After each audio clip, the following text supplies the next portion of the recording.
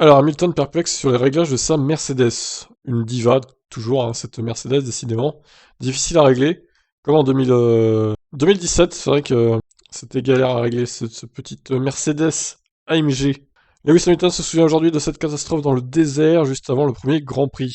C'était assez mauvais pour nos standards, et vous concentrez juste sur la tâche à accomplir. Comment pouvons-nous rééquilibrer la voiture? Comment pouvons-nous la ramener là où elle doit être? Comment pouvons-nous améliorer la maniabilité? Et c'est ce à quoi vous concentrez votre énergie, n'est-ce pas? Vous ne vous attardez pas sur le fait que ce n'est pas génial, vous essayez de trouver ce qui est bon, et ensuite vous essayez de comprendre comment vous pouvez améliorer toutes les choses qui ne sont pas si bonnes. C'est ce que nous avons fait, je dirais que l'année a été assez déroutante, parce que nous sommes partis d'assez loin.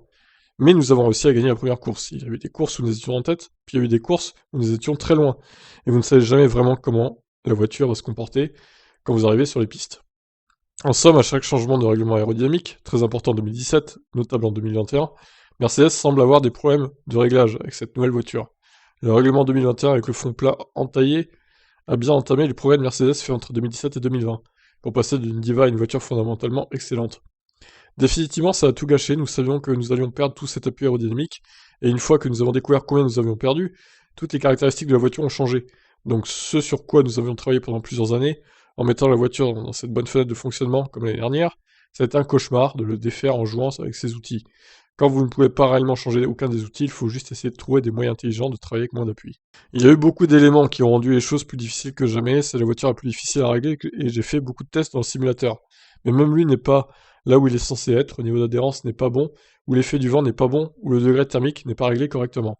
Vous pouvez obtenir de faux chiffres, et vous devez être très prudent avec les données que vous recevez, et les décisions que vous prenez, c'est un parcours en dents de scie. Intéressant ce qu'il révèle là. Comme quoi, c'est pas si facile que ça, même chez Mercedes, hein. La voiture était très difficile à régler, Toto Wolff a dit qu'une de nos voitures était une diva, mais celle-ci est un monstre de diva. La reine des divas, quoi. De plus, nous avons eu moins de temps en essai, donc il était plus difficile de mettre la voiture dans la bonne fenêtre. Et donc, quand vous ne mettez pas la voiture dans la bonne fenêtre, vous limitez votre potentiel, donc je ne suis pas en mesure de maximiser mes capacités parce que les réglages ne sont pas au bon endroit. Il était très très difficile de les mettre au bon endroit. Au Brésil, j'ai eu la voiture exactement là où je voulais, et c'était comme si j'avais littéralement mis le doigt sur le problème. Mais c'est peut-être une ou deux fois que nous avons fait ça cette année. Je dirais qu'au Brésil, nous avons peut-être fonctionné de manière optimale, mais la plupart du temps, nous ne l'optimisons pas.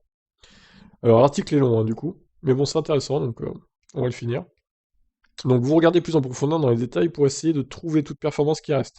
Si par exemple la carrosserie est légèrement trop ouverte pour le refroidissement et que vous laissez 30 millisecondes de performance sur la table, vous cherchez plus que vous ne l'avez jamais fait auparavant. Vous êtes vraiment dur avec les gars, fermez cette foutue voiture. Ou ça peut être la chaleur des disques avant, ou la pression des pneus, le rapport de vitesse, ou les changements de vitesse, ou le régime qui s'emballe au départ. Ou l'objectif de carburant. S'assurer que vous ne finissez pas la course avec 4 kg de carburant et que vous laissiez une seconde de autant de course sur l'autre. Ou autre. Ah, 3 minutes déjà, waouh, c'est long, Lewis c'est très bavard là, qu'est-ce qui lui arrive? Donc ce sont des choses sur lesquelles j'ai appliqué plus d'énergie et sur lesquelles j'étais beaucoup plus dur avec l'équipe. Parce que nous avons besoin de chaque milliseconde que nous pouvons obtenir, en particulier là où nous avons vraiment été en retard. En entrant dans les détails partout, je dirais que j'ai été plus engagé que je n'ai jamais été. Très bien, bah écoutez, voilà, finito.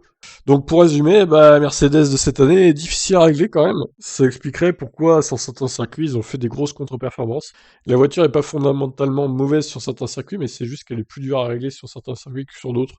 Je pense que c'est ce qu'il faut conclure hein, du coup. Donc ça peut arriver que la Red Bull bah, du coup soit devant à cause de ça. Voilà pour ces analyses de Lewis, je vous laisse méditer là-dessus. Ciao.